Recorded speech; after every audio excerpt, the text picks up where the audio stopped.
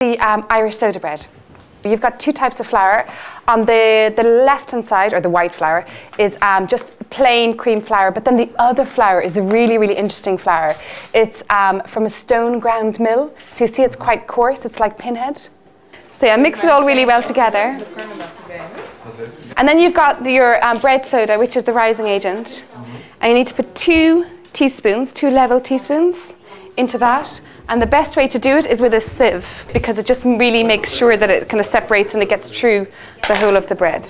Once you put your bread soda in, then you need to make a well in the centre.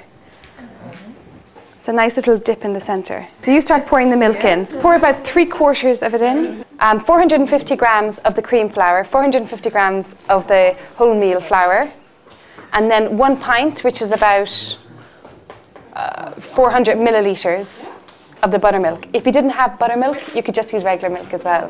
But the buttermilk adds something a little bit different, kind of creamier and sourer. What you want is a kind of a very nice moist consistency, but you don't want it wet, because then it's just too difficult to rise with.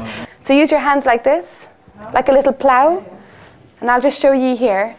So your hand is a little plough, in like this with your forks, and it brings it together like that. Yeah, definitely need some more milk.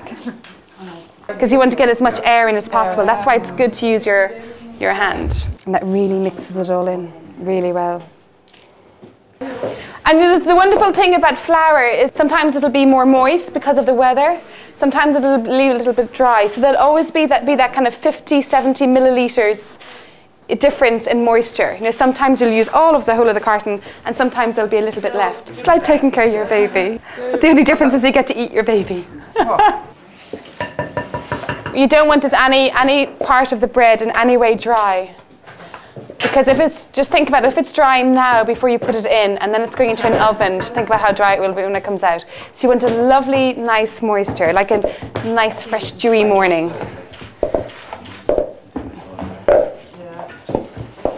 And with your breads like this, you know, when you're adding in a raising agent like that, you always want to kind of lift up and around, just like with your skin when you're putting on your moisturiser, to get as much air in as possible. You're going to flour your boards just a little bit, just so it doesn't stick to the bottom when it goes on. Gather it all together, and then put it in the middle, in here, in a nice big ball. You could put raisins in here, sultanas, you could chop up some lovely fresh rosemary in there, you could put thyme in there. You could also make them into scones as well, which is really nice to serve beside like a soup. So if we were going to make them into scones, what I would do is, a really quick way of doing them is like shaping it into like a square, and then slicing it down into like little boxes, and then separately putting them in. A really good thing is when you're working with your bread is to flour your hands, because then your hands become much easier to work with. It's like your little flour gloves. So like that. Just shape it into a round circle. The traditional way is a round circle. Before we do something else, I just want you to sprinkle a little bit of that lovely the wholemeal flour, because this is really, really coarse. So if you sprinkle it over the top, it'll give you a lovely crunchy topping to it. So then you get a floured knife, and this is the Irish custom. You make the shape of a cross, so you're blessing your bread. I mean, everywhere you go now to pick up an Irish soda, it's still like this. It also makes sense because it's easy to, like if you've got a whole bread and there's only 2 of you, you can have little quarters, so it's easy to break off. You want to cross it right down until it's nearly hitting the bottom. And then the tradition, which Jane was saying, is that you pinch out the fairies, you know, because we're all like obsessed with fairies in Ireland. Anyhow, so you pinch out the fairies like that, and that kind of good luck. It's a lovely feeling when you make bread, isn't it? It's kind of very, it's very homey. Yeah.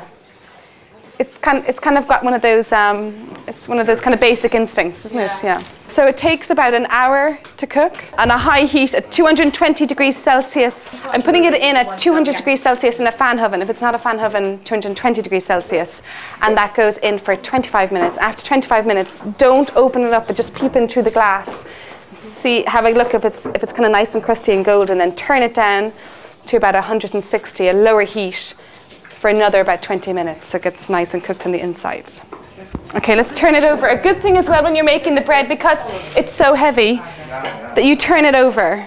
It's a nice thing to do because it's a heavy one, because they're quite heavy. If there were scones now, you wouldn't be bothered doing that. Because what happens when it's, because it's such a heavy bread, it's hard to cook the bottom of it and get it all evenly cooked. You just turn it over and put it back in again. And then when it comes out, just like us all when we've been in the sauna, we like to sit back and relax a little bit before we go on to our next function. So if you've got a nice aga, you can place on the top of the aga just to relax and get ready to be gobbled.